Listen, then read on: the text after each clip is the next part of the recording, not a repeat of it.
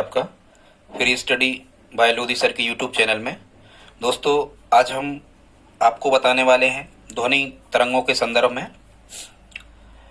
दोस्तों, आप किसी भी प्रकार के कॉम्पिटिटिव एग्जाम की यदि तैयारी कर रहे हो, चाहे वो स्टेट लेवल का हो या सेंट्रल लेवल का हो, यदि उसमें साइंस पूछा जाना है तो निश्चित रूप से आज का टॉपिक आपके लिए बहुत ही उपयोगी सिद्ध होने वाला है, क्योंकि इस टॉपिक से निश्चित रूप से यदि साइंस आती है तो कोई ना कोई प्रश्न निश्चित रूप से आता ही है। दोस्तों, यदि आप हमारे चैनल पर पहली बार विजिट कर रहे हैं तो प्लीज़ चैनल को सब्सक्राइब कर लें, साथ में लाइक भी करते जाएं, अपने दोस्तों के साथ शेयर करें। इसके पहले भी हम साइंस के कई इंपॉर्टेंट टॉपिक की वीडियो अपलोड कर चुके हैं। आप चाहें तो हमारी प्लेलिस्ट में जाकर के उन वीडियोस को आप देख सकते हैं। तो आइए दोस्तों, प्रारंभ करते हैं। आज का हमारा टॉपिक है, जैसा कि हम बता चुके हैं, ध्वनि और तरंगों के प्रकार, या मुख्यतः हम कहें ध्वनि तरंगें। तो सबसे पहले हम देख लेते हैं कि ध्वनि क्या कहलाती है। तो इसमें आपको ध्यान रखना है स्टूडेंट्स कि ध्वनि जब पैदा होती है जब वस्तु कंपन करती है। ध्यान रखना, ध्वनि जब पैदा होती है जब वस्तु कंपन करती है, मतलब जब तक किसी वस्तु या स्रोत में कंपन नहीं होगा तब तक ध्वनि उत्पन्न नहीं होगी। और ध्वनि, कभी कभी प्रश्न आता है कि ध्वनि क्या है, तो आपको कहना है ध्वनि एक प्रकार की क्या है, ऊर्जा है। ठीक है।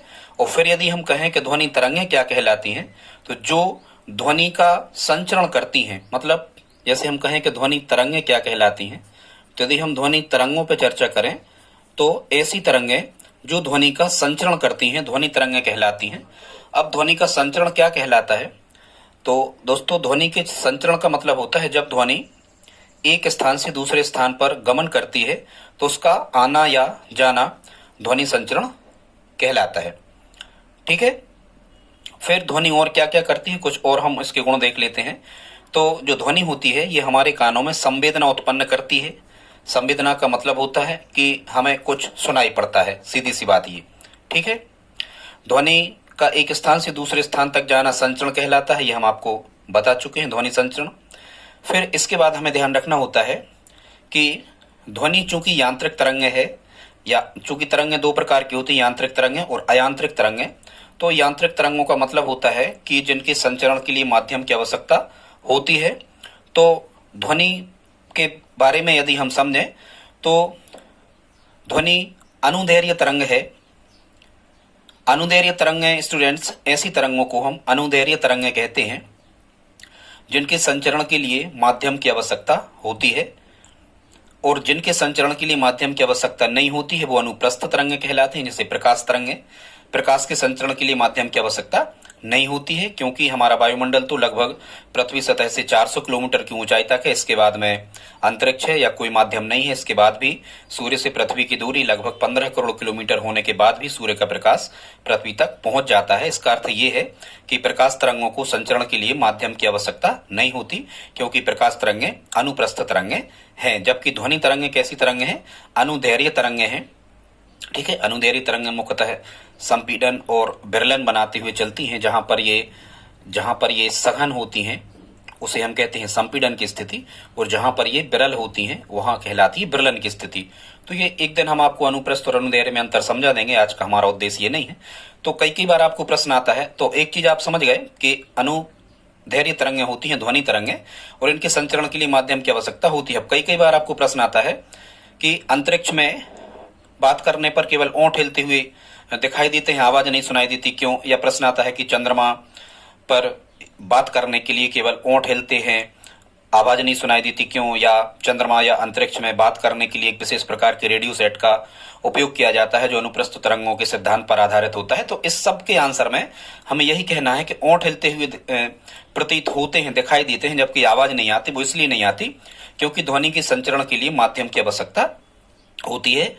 ठीक है। चूंकि चंद्रमा पर वायुमंडल नहीं है, अंतरिक्ष में भी वायु नहीं है या अन्य कोई माध्यम नहीं है, इसलिए हमें आवाज नहीं सुनाई देती। इसलिए हम वहां बातचीत करने के लिए विशेष प्रकार के रेडियो सेटों का उपयोग करते हैं। ठीक है। इतना आपको, मतलब ध्वनि के संचरण के लिए माध्यम आवश्यक है। और एक चीज और ध्यान रखना, ध्वनि माध्यम में जब चलती है, कभी कभी प्रश्न आता है कि ध्वनि माध्यम में किस रूप में चलती है, तो आपको ध्यान रखना है ध्वनि माध्यम में तरंग के रूप में चलती है। किस रूप में चलती है स्टूडेंट्स? तरंग के रूप में चलती है। फिर कभी कभी प्रश्न आता है कि ध्वनि तरंगें किस प्रकार की तरंगें होती हैं, तो आपको कह देना है ध्वनि तरंगें स्टूडेंट्स कैसी होती हैं। ध्वनि तरंगें यांत्रिक तरंगें होती हैं, ठीक है, इनका ध्रुवण वगैरह नहीं होता। अब हम आपको कुछ पहले इसकी विशेषताएं और आपको बता दे रहे हैं, इस पे और हम चर्चा कर लें, फिर अगले टॉपिक पे आते हैं। तो आपको यदि हम ध्वनि के वेग के बारे में या ध्वनि की चाल के बारे में बताना चाहें, जैसा कि आप चाल जानते हो, दूरी बटे समय, ये वेग या चाल कहलाता है। यदि हम ध्वनि की चाल के बारे में चर्चा करें तो आपको ध्यान रखना है, वायु में ध्वनि की चाल सबसे कम होती है। ध्यान से सुनना, वायु में ध्वनि की चाल या ध्वनि का वेग सबसे कम होता है। फिर इससे ज्यादा होता है द्रवों में, ठीक है, इससे ज्यादा होता है द्रवों में, और फिर सबसे ज्यादा होता है ध्वनि का वेग काय में स्टूडेंट्स, ठोसों में। एक चीज और हमें इसमें ध्यान रखना है, और वो ध्यान हमें ये रखना है कि ध्वनि का वेग सबसे कम पूछा जाता है कभी, तो ध्यान रखना ध्वनि का वेग सबसे कम होता है कार्बन डाइऑक्साइड में, और कार्बन डाइऑक्साइड में ध्वनि का वेग होता है 258 मीटर प्रति सेकंड। मतलब हम ये कह सकते हैं कि ध्वनि कार्बन डाइऑक्साइड में, और ये एक प्रकार की वायु ही है, 258 मीटर चल जाती है 1 सेकंड में, ठीक है स्टूडेंट्स। और यदि हम कहें, और ये 0 अंश सेल्सियस तापमान पर मापी जाती है, ध्यान रखना। कभी यदि आपको क्वेश्चन आ जाए कि जितनी भी ये ध्वनि की वेग चालें दी रहती हैं वायु में, द्रव में या गैस में या लोहे में या एल्यूमिनियम में, ग्रेनाइट में, ये सब की सब 0 डिग्री सेंटीग्रेड पर होती हैं। तो फिर आपको ध्यान रखना है 0 डिग्री सेंटीग्रेड पर वायु में ध्वनि की चाल होती है 332 मीटर प्रति सेकंड। मतलब 332 मीटर प्रति सेकंड चल जाती है वायु वायु में चल जाती है ध्वनि। यहां से एक प्रश्न बनता है स्टूडेंट, जैसा कि आपको पता होगा कि जो प्रकाश की चाल होती है ये 3 लाख किलोमीटर प्रति सेकंड होती है, ठीक है। या प्रकाश की चाल को हम कैसा लिखते हैं, 3 गुणा 10 पे 8 की घात मीटर प्रति सेकंड, ये होती है प्रकाश की चाल। जब हम इसे किलोमीटर प्रति सेकंड में बदलते हैं तो प्रकाश की चाल कितनी बनती है, प्रकाश की चाल बनती है 3 लाख किलोमीटर प्रति सेकंड। तो ध्यान से सुनना, प्रकाश की चाल 3 लाख किलोमीटर प्रति सेकंड और ध्वनि की चाल 332 मीटर प्रति सेकंड। अब यहाँ से इन चालों पर आधारित आपसे कैसे प्रश्न पूछे जाते हैं, क्यों वाले कारणों में स्टूडेंट्स यहाँ से प्रश्न पूछे जाते हैं, और प्रश्न कैसे होते हैं आप सुन लें। कई बार प्रश्न आता है कि क्या कारण है कि बरसात के दिनों में जब बिजली चमकती है तो बिजली की चमक पहले दिखाई देती है और उसकी ध्वनि या गड़गड़ाहट की आवाज बाद में आती है। तो स्टूडेंट्स इसका कारण यही होता है कि चूंकि प्रकाश की चाल बहुत ज्यादा होती है, लगभग 3 लाख किलोमीटर प्रति सेकंड ध्वनि की चाल की अपेक्षा। मतलब सीधा सा आंसर वहां ये लिखा होता है कि प्रकाश की चाल ध्वनि की चाल से अधिक होती है, इसलिए हमें प्रकाश पहले दिखाई देता है और ध्वनि बाद में हमारे कानों तक पहुंचती है। इसी प्रकार से क्वेश्चन और आता है, आतिशबाजी करते समय फटाकों की आवाज बाद में आती है, जबकि उनका पटाखों का रंग जो है आतिशबाजी का वो हमें पहले दिख जाता है। तो रंग में चूंकि प्रकाश होता है तो इसमें भी हमें यही कहना है कि प्रकाश का वेग ध्वनि के वेग से अधिक होता है, इसलिए आतिशबाजी के टाइम पर हमें रंग पहले दिख जाता है, पटाखों की चमक पहले दिख जाती है और आवाज बाद में आती है। अब हम देख लेते हैं, कभी कभी आपसे प्रश्न पूछा जाता है कि द्रव में ध्वनि का वेग कितना होता है। तो स्टूडेंट्स याद रखें 1483 मीटर प्रति सेकंड, कितना, 1483 मीटर प्रति सेकंड होता है जल में ध्वनि का वेग। फिर कभी कभी प्रश्न, एक तो आप इसको ही ध्यान रखें कि सबसे कम ध्वनि का वेग वायु में होता है और सबसे ज्यादा ध्वनि का वेग काय में होता है, ठोसों में होता है, ठीक है। यदि आप किसी ठोस धातु पर, मुख्यतः जैसे हम कहें एल्यूमिनियम या ग्रेनाइट पर, सबसे ज्यादा या तो आपको ऑप्शन में 2 चीजें आती हैं, ध्वनि का वेग सबसे ज्यादा या तो आपको लिखा आता है ग्रेनाइट या फिर लिखा आता है एल्यूमिनियम, ठीक है। ग्रेनाइट या एल्यूमिनियम में से आप एक को टिक करेंगे। ग्रेनाइट में ध्वनि का वेग होता है 6000 मीटर प्रति सेकंड, ठीक है, ये सबसे ज्यादा होता है। या कभी कभी एल्यूमिनियम का लिखा आता है लगभग 5300 मीटर प्रति सेकंड काय में होता है, ये होता है आपका एल्यूमिनियम का। तो सबसे ज्यादा ध्वनि का वेग काय में हो गया ठोसों में, सबसे कम काय में हो गया वायु में हो गया, ठीक है। कभी कभी स्टूडेंट्स यहाँ से प्रश्न आता है ध्वनि के वेग का बढ़ता क्रम, तो वो भी हमने आपको बताने का प्रयास किया है। यहाँ हमने एक ट्रिक लिखी है, ध्वनि के वेग का बढ़ता क्रम है। कभी कभी यहाँ से प्रश्न आता है कि निम्न में से किसका वेग अधिक होगा, तो आपको ट्रिक याद रखना है, ये बढ़ता क्रम है, बा भाभी पारो पानी लोहे की मिनी गुंड से भर रही, ऐसा करके आप याद रख लेना, ठीक है। तो यहां से आपको याद रखना है कि सबसे कम होता है वायु में, वायु से ज्यादा होता है भाप में, भाप से ज्यादा होता है पारा में, पारा से ज्यादा होता है पानी में, पानी से ज्यादा होता है लोहे में, और लोहे से ज्यादा सबसे ज्यादा होता है एल्यूमिनियम में। ऐसा आप ध्यान रखना। ये बढ़ते क्रम में हमने ट्रिक बताई है। ये हमने किसी एग्जाम में से स्टूडेंट्स उठाया है, वहां ये लिखा था 4-5 चीजें लिखी थी, इनमें पूछा था कि सबसे कम काय में होगा, तो चूंकि वायु में होगा पर ये चीजें भी थी तो हमने उसका एक सीक्वेंस बना दिया। ठीक है स्टूडेंट्स, अब हम ध्वनि के कुछ गुण और देख लेते हैं। तो इसमें हम आपको ध्वनि के कुछ गुण और बताए दे रहे हैं कि ध्वनि की चाल वगैरह का क्या, किस पे क्या प्रभाव पड़ता है। तो सबसे पहले हम बता दे रहे हैं कि ध्वनि के वेग पर प्रभाव, कि ध्वनि के वेग पर किन किन चीजों का प्रभाव पड़ता है। क्या हमने लिखा है? यदि नहीं लिखा है तो भी हम बता दे रहे हैं, यदि लिखा होगा तो फिर तो हम बता ही रहे हैं। ठीक है स्टूडेंट, बता तो हम रहे ही हैं। खैर ठीक है, यहाँ कहीं समझ में, हाँ ठीक है। ठीक, तो हाँ कुछ चीजें यहाँ हमने लिख रखी, पहले हम इनको आपको बता देते हैं। तो सबसे पहले हमने क्या लिखा है स्टूडेंट्स, यहाँ हमने लिखा है कि ध्वनि के वेग पर किसका प्रभाव पड़ता है। तो ध्वनि के वेग पर ताप का प्रभाव पड़ता है स्टूडेंट्स।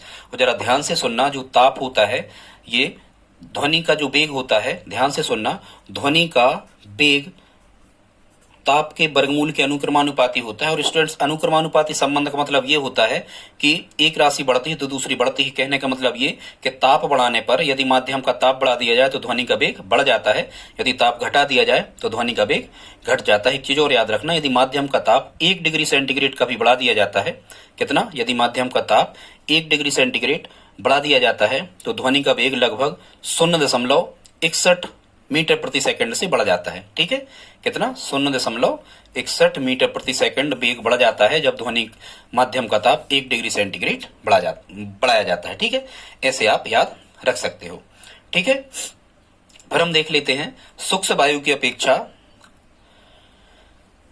या फिर चलो हम इसी का पहले बता दे रहे हैं। हाँ, शुष्क वायु की अपेक्षा नम वायु में ध्वनि का वेग अधिक होता है। ध्यान से सुनना, कभी कभी प्रश्न आता है कि मेंढकों की आवाज बरसात में ही क्यों सुनाई देती है, या फिर प्रश्न आता है कि मेंढकों की आवाज बरसात में बहुत दूर तक क्यों जाती है। तो आपको कहना है इसमें कि चूंकि बरसात में नमी की मात्रा या वायु में नमी अधिक होती है। ठीक है, नमी मतलब चिपचिपापन, ऐसा हम कह सकते हैं कि बरसात के दिनों में नमी अधिक होती है और नम वायु में या नमी में ध्वनि का वेग अधिक होता है। इस कारण बरसात के दिनों मेंढकों की आवाज बहुत दूर तक जाती है। ठीक है, फिर हम देखते हैं ठोस और द्रव में घनत्व बढ़ने पर वेग बढ़ता है। जितने सघन माध्यम में जाओगे ठोस और द्रव में, तो घनत्व मतलब सघनता यदि बढ़ेगी तो वेग बढ़ जाएगा। ठीक है, गैसों में घनत्व बढ़ने पर वेग घटता है। गैसों में ये बात उल्टी होती है, घनत्व बढ़ने पर वेग घटता है। फिर हम कहें कि ध्वनि, पवन की दिशा में ध्वनि का वेग, तो आपको स्वाभाविक सी बात है, पवन की दिशा में ध्वनि का वेग अधिक होता है। मतलब जिस दिशा में हवा चल रही है उसी दिशा में ध्वनि का वेग अधिक होता है। ठीक है, और पवन के विपरीत ध्वनि का वेग कम हो जाता है।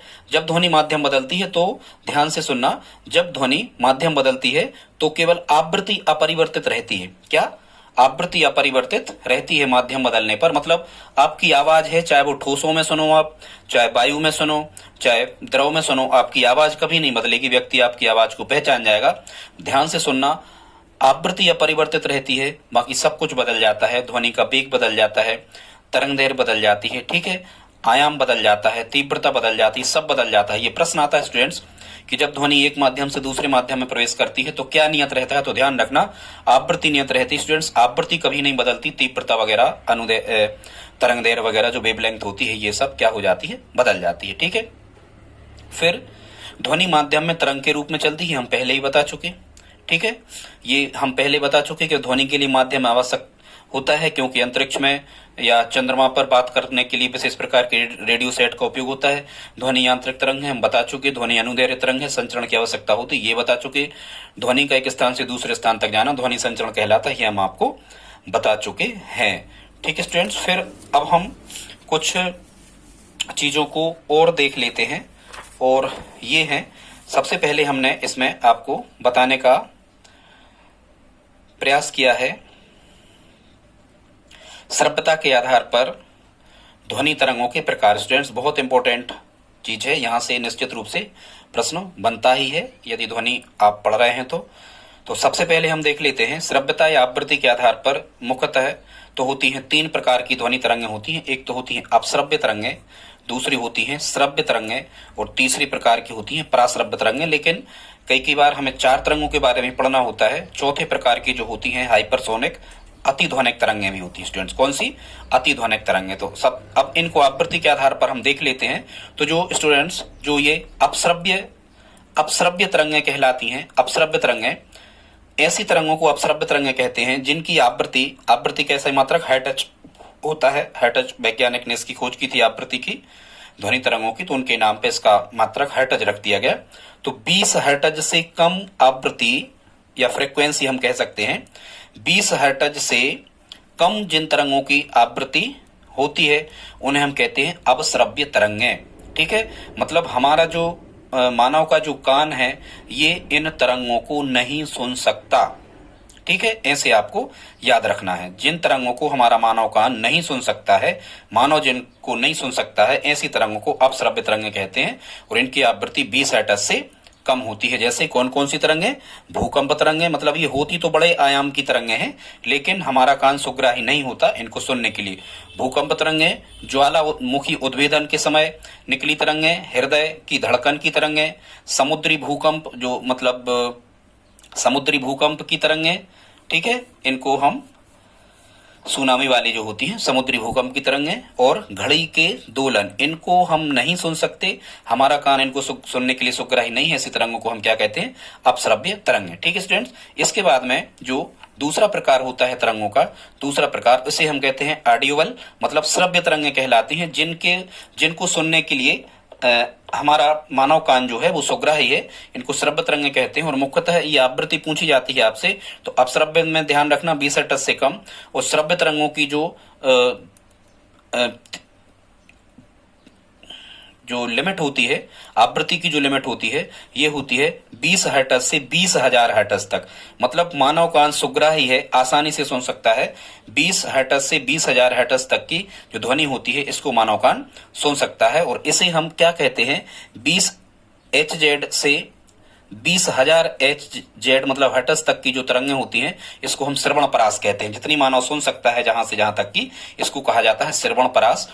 ठीक है, और इसे ही हम मुख्यतः मानव के लिए यही ध्वनि कहलाती 20 हर्ट्ज से 20,000 हर्ट्ज तक की। ठीक है, और यदि मानव को विभिन्न प्रकार की ध्वनियों में अंतर समझना है, ये कभी प्रश्न आया है, या अंतर करना है कि किसने कौन सी बात कही है, वो फिर तुरंत से कोई बात कह देता है, तो मानव कान पर ध्वनि की जो छाप होती है वो 1/10 सेकंड समय तक रहती है, या फिर हम कहें कि 1/10 सेकंड समय तक जब वो मानव कान में गूंजती रहती है तब मानव मस्तिष्क आभास करता है कि क्या कहा गया है। या दो ध्वनियों के बीच में अंतर होना चाहिए, यदि कभी कभी प्रश्न आता है कि दो ध्वनियों के बीच में कम से कम कितना अंतर होना चाहिए ताकि मानव कर्ण आसानी से ध्वनि में विभेद कर सके या समझ सके, तो 1/10 सेकंड आपको कहना है। ठीक है, अब ये श्रव्य तरंगें कहाँ उत्पन्न होती हैं, इनके स्रोत क्या है? जैसे इनके स्रोत भूकंप तरंगें वगैरह हो गई, ठीक है, अब श्रव्य तरंगों के, तो इनके स्रोत कहीं से भी प्राप्त जो आवाज होती है किसी प्रकार की, घंटी बज रही हो, ढोल बज रहा हो,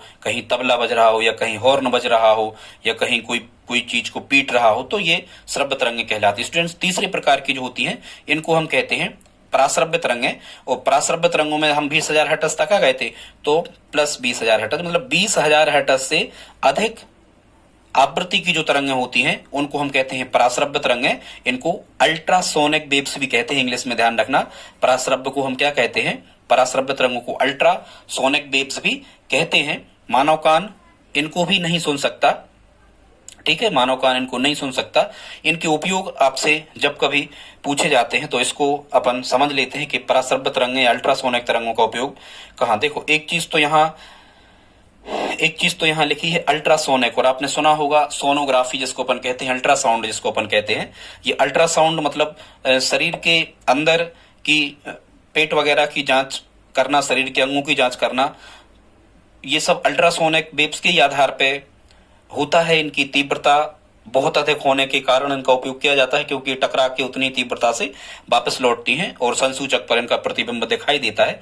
इसलिए कभी आपको आ जाए कि चिकित्सा विज्ञान में, ठीक है, किडनी चेक करने के लिए या लिंग निर्धारण करने के लिए, ऐसे कुछ यदि आपको प्रश्न आ जाए, मुख्यतः पराश्रव्य तरंगों का, ठीक है, उपयोग सबसे ज्यादा काय में होता है। ये प्रश्न आया है कभी, तो ध्यान रखना, पराश्रव्य तरंगों का सबसे ज्यादा उपयोग होता है स्टूडेंट चिकित्सा विज्ञान में। काय में? चिकित्सा विज्ञान में। इन तरंगों को कौन सुन सकता है? कुत्ता सुन सकता है। चोरों को पकड़ने में इनका उपयोग होता है। बिल्ली इनको सुन सकती है। चमगादड़ सुन सकते हैं। चमगादड़ अपना शिकार ढूंढते हैं पराश्रव्य तरंगों के माध्यम से, ठीक है। ये इनको दिखता नहीं है चमगादड़ को, लेकिन ये पराश्रव्य तरंगें छोड़ते हैं, पराश्रव्य तरंगें उत्पन्न करते हैं। ये पराश्रव्य तरंगें इनके शिकार से जाके टकरा के लौट आती हैं और फिर एक संसूचक लगा होता है। एक संसूचक मतलब एक प्रकार का कंप्यूटर लगा होता है चमगादड़ में, इसका स्वयं का अपना सेंसर होता है। तो ये वहां से तय कर लेता है चमगादड़ कि हमारा शिकार कैसे है या कैसा है या क्या आकृति है, उसका अवरोध कैसा है, ठीक है। तो चमगादड़ अंधेरे में शिकार ढूंढ लेता है पराश्रव्य तरंगों के कारण। चिकित्सा विज्ञान में इनका उपयोग होता है, ठीक है। सर्वाधिक उपयोग होता है चिकित्सा विज्ञान में, ठीक है। जो कीड़े मारने में इनका उपयोग होता है, ध्यान से सुनना, पराश्रव्य तरंगों का ही कीड़े मारने में, जो वेयर हाउस वगैरह होते हैं, यदि यहाँ अनाज खाने के लिए बहुत ज्यादा कीड़े लग जाते हैं तो ये पराश्रव्य तरंगों इन कीड़ों को नुकसान पहुंचाती हैं और कीड़े मर जाते हैं, ठीक है। इनकी तरंगदैर्घ्य बहुत छोटी होने के कारण, ये दूर तक जाती हैं, ठीक है। ऐसे आपको याद रख लेना है। सोनार आपने सुना होगा, sonar sound navigation and ranging, sonar का फुल फॉर्म होता है समुद्र में छुपी हुई खनिज या वस्तु या कोई पर्वत या समुद्र में खोई हुई किसी वस्तु, नाव, जहाज आदि का पता लगाने के लिए जिस तकनीक का उपयोग किया जाता है उसे हम क्या कहते हैं? सोनार कहते हैं, ठीक है। वस्तुओं को साफ करने में, कारखानों की चिमनियों को साफ करने में, प्रश्न आता है कभी कि वस्तुओं को साफ करने में, या घड़ी के छोटे छोटे कलपुर्जों को साफ करने में, या कारखाने जो होती है इंडस्ट्रीज इनके चिमनियों को साफ करने में, उनमें बहुत ज्यादा कार्बन लग जाता है, तो उनको साफ करने में किसका उपयोग होता है? तो पराश्रव्य तरंगों का उपयोग होता है, क्योंकि इनकी तीव्रता बहुत ज्यादा होने के कारण ये अंदर तक जाती हैं और वहां कुछ वाइब्रेशन उत्पन्न करती हैं। तो वाइब्रेशन के कारण जो धूल आदि या कार्बन जो चिमनियों में जमा होता है वो निकल जाता है। ऐसे करके आप ये इसका आंसर दे सकते हैं। दूध के हानिकारक जीवाणुओं को नष्ट करने में, ठीक है। ईसीजी इलेक्ट्रिक कार्डियोग्राफी, ये हम आप चिकित्सा का पहले ही बता चुके। इलेक्ट्रिक कार्डियोग्राफी में प्रतिबिंब प्राप्त करने हेतु भी पराश्रव्य तरंगों का उपयोग होता है, ठीक है। वैसे ही व्यक्ति पराधीन हो जाता है जब बीमार होता है, तो यहां से परा जोड़ लेना आप, परा, ठीक है। और बीमार होता है या चिकित्सा में जा रहा तो 20,000 से अधिक तो रुपया रख के ले ही जाता है, ऐसे करके आप जोड़ लेना। इसके बाद में स्टूडेंट चौथे प्रकार की होती है जिनको अतिध्वनिक तरंगें या हाइपरसोनिक कहते हैं। तो इनकी जो आवृत्ति होती है 1 गीगाहर्ट्ज से अधिक होती है, इनको हम अतिध्वनिक या हाइपरसोनिक तरंगें कहते हैं, ठीक है स्टूडेंट्स। अब हम ध्वनि की चाल के बारे में कुछ चीजें आपको और यहाँ पर बताने वाले हैं, जहां से बिल्कुल निश्चित रूप से प्रश्न बनते हैं। तो अब हम देख लेते हैं कि ध्वनि की तीव्रता का व्यवहारिक मात्रक क्या है। तो ध्यान से सुने स्टूडेंट्स, ध्वनि की तीव्रता का व्यवहारिक मात्रक होता है क्या? डेसिबल। ध्वनि की तीव्रता का व्यवहारिक मात्रक डेसिबल होता है, इसे हम डीबी में दर्शाते हैं, ठीक है। भारत का सबसे ज्यादा ध्वनि प्रदूषण युक्त या शोर युक्त शहर भारत का मुंबई है। और यदि संसार का पूछा जाए कि सबसे ज्यादा ध्वनि प्रदूषण कहाँ होता है या ध्वनि सबसे ज्यादा कहाँ दिन रात बनी रहती है सबसे ज्यादा, तो रियो डी जेनेरो, ये ब्राजील की राजधानी है। संसार का सबसे ज्यादा ध्वनि प्रदूषण युक्त शहर है रियो डी जेनेरो, और ये कहाँ आता है? ब्राजील में आता है, ठीक है। फिर हम कहें कि ध्वनि की तीव्रता को किससे मापा जाता है? तो ध्वनि की तीव्रता को मापा जाता है लार्म बैरोमीटर। किससे? लार्म बैरोमीटर। लार्म माने अलार्म, अलार्म से ही अपन को आवाज आती है, ऐसे आप जोड़ लेना। लार्म बैरोमीटर से मापा जाता है ध्वनि की तीव्रता को, याद रखना आप, ठीक है। फिर हम देख लेते हैं ये डेसिबल में कुछ मापें आपसे जब कभी पूछी जाती हैं तो इसको आप समझ लें कि फुसफुसाहट की ध्वनि लगभग कितने डीबी होती है, कितने डेसिबल? तो फुसफुसाहट मतलब हम किसी के कान में से कुछ कह रहे होते हैं तो 10 से 25 डेसिबल होती है। सामान्य वार्तालाप की जो ध्वनि होती है ये 60 डेसिबल यहाँ पर लिखा है। आप लगभग 50 से 60 डेसिबल कह सकते हैं। कभी कभी 50 से 60 आता है, कभी ऑप्शन में 60 होता है या कभी 50 होता है। तो सामान्य वार्तालाप जो मनुष्य करता है ये 50 से 60 डेसिबल की होती है, ठीक है। एक चीज और आप जरा ध्यान से सुनना, जो संयुक्त राष्ट्र संघ का WHO है, वर्ल्ड हेल्थ ऑर्गेनाइजेशन, इसने कितनी डीवी ध्वनि को आदर्श ध्वनि माना है? कई बार पूछा गया है एग्जाम में, तो आपको ध्यान रखना है 45 डीबी मतलब 45 डीबी जो ध्वनि होती है इसे आदर्श ध्वनि माना है WHO ने। कितनी? 45 डेसिबल को, ठीक है। अब हम आगे देखते हैं फिर क्या कह रहे हैं कि ऑर्केस्ट्रा की जो ध्वनि होती है वो कितनी होती है, तो 100 से लगभग 120 डेसिबल होती है। मानव कान अधिकतम सहनीय ध्वनि कितनी है, मानव कान के लिए कितनी ध्वनि को मानव कान सह सकता है, तो 120 डेसिबल तक की ध्वनि जो होती है। ठीक है, 12 घंटे में 0 और जोड़ दो, अधिकतम सहनीय ध्वनि मानव कान के लिए 120 डेसिबल की स्टूडेंट्स ये होती है। ठीक है, अधिकतम सहनीय, ठीक है, 2 जगह लग गया, 120 डेसिबल होती है। ठीक है, हाँ, एक चीज और, कभी प्रश्न पूछा गया है कितनी डीबी से अधिक की आवाज मनुष्य को पागल बना देती है। ध्यान से सुनना स्टूडेंट्स, कभी पूछा गया है किसी एग्जाम में, वहीं से हमने ये क्वेश्चन उठाया है। आप नोट्स बनाते जाएं। ठीक है, यदि आप इतना देख ही चुके हो तो लाइक भी कर दें, एक बिल्कुल कर दें लाइक, यदि यहां तक पहुंचे आप 26 मिनट तक। ठीक है, तो 140 डेसिबल से अधिक की आवाज मनुष्य को पागल बना सकती है।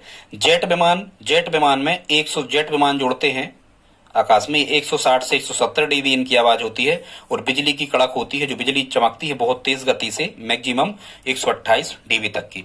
ठीक है, एक चीज और ध्यान रखना, इंडियन पेनल कोड की धारा 290 के तहत ध्वनि प्रदूषण अपराध है।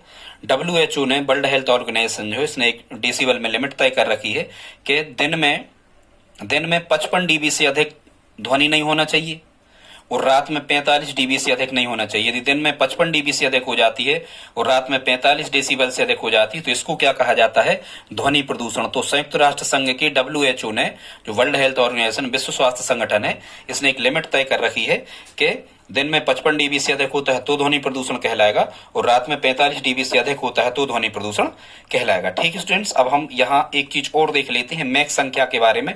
कभी कभी प्रश्न आता है मैक संख्या के बारे में कि वायुयान की चाल, जो वायुयान आसमान मुड़ रहे होते हैं, इनकी चाल को मुख्यतः किससे मापा जाता है। तो एक चीज आप याद रखना, ये मैक नामक वैज्ञानिक ने इसकी चाल को पता किया था सबसे पहले। तो वायुयान की चाल को मापा जाता है किसके माध्यम से, मैक संख्या। और ये मैक संख्या निकाली जाती है। मैक संख्या निकालने के स्टूडेंट्स एक फार्मूला होता है, यहाँ फार्मूला हमने लिखा भी है, देख लें आप जल्दी में। तो स्टूडेंट्स, मैक संख्या का फार्मूला होता है, मैक संख्या बराबर माध्यम में किसी पिंड की चाल बटे उसी माध्यम में ध्वनि की चाल। ठीक है, पिंड ज्यादा जरूरी है क्योंकि हवाई जहाज उड़ रहा है, तो हवाई जहाज मतलब क्या है, पिंड। हवाई जहाज कहाँ उड़ता है, ऊपर। ऐसे आप ध्यान रखना, हवाई जहाज ऊपर ही रखना, मतलब वो पिंड मान लो। तो माध्यम में पिंड की चाल और उसी माध्यम में ध्वनि की चाल के अनुपात को क्या कहते हैं, मैक संख्या। और मैक संख्या एक विमाहीन राशि, इसका मात्रक नहीं होता। मात्रक इसलिए नहीं होता, चाल से चाल ये यहाँ मान के चलो कट गया, तो जहां मात्रक कट जाते हैं ऐसी राशियों को विमाहीन राशियां कहते हैं। अब मैक संख्या से कैसे निर्धारण करते हैं इसको देख लेते हैं। स्थिति पहली यदि बनती है, यदि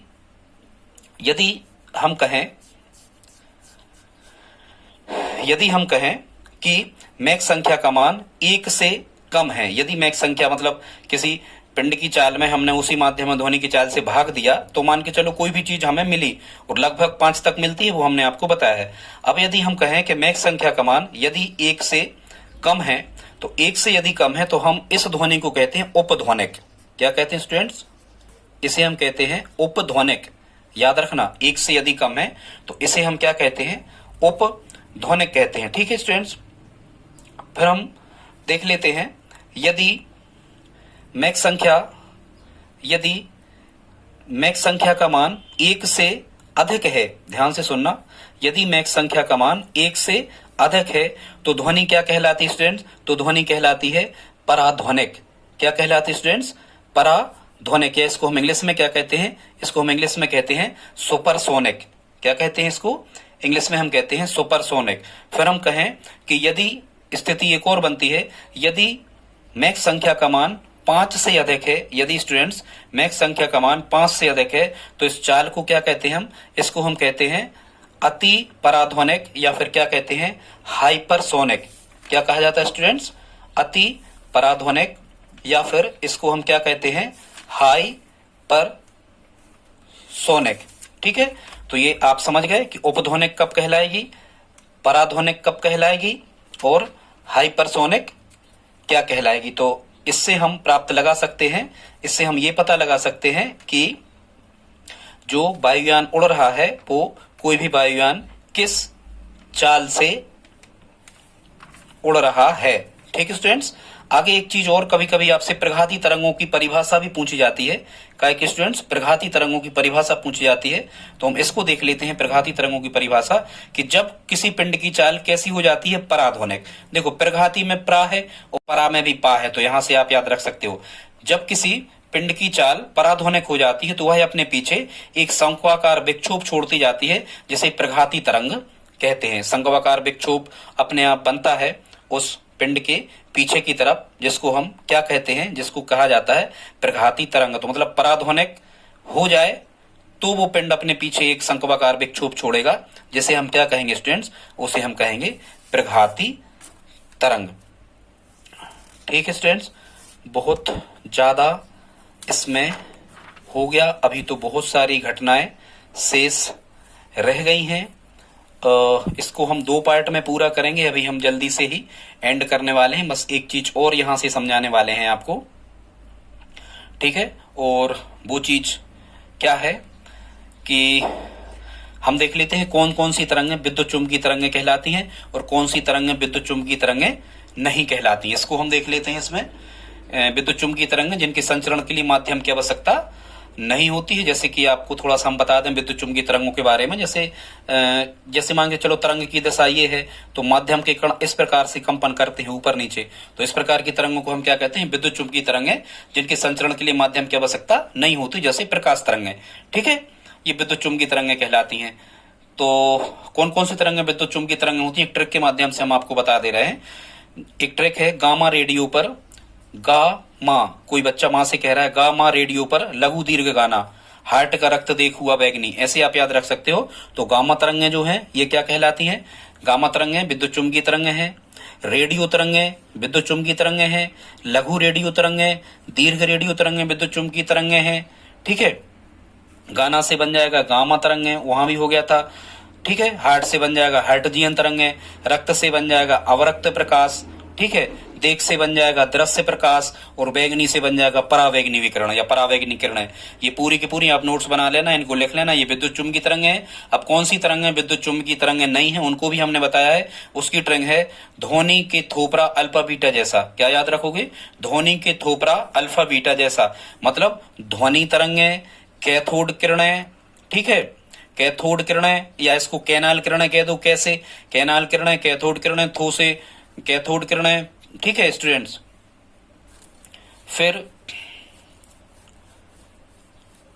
यहां अल्फा किरणें और बीटा किरणें, ये कैसी हैं, विद्युत चुम्बकीय तरंगें नहीं हैं।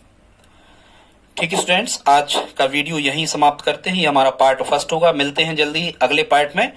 यदि आपने चैनल को सब्सक्राइब नहीं किया तो प्लीज सब्सक्राइब कर लें। धन्यवाद।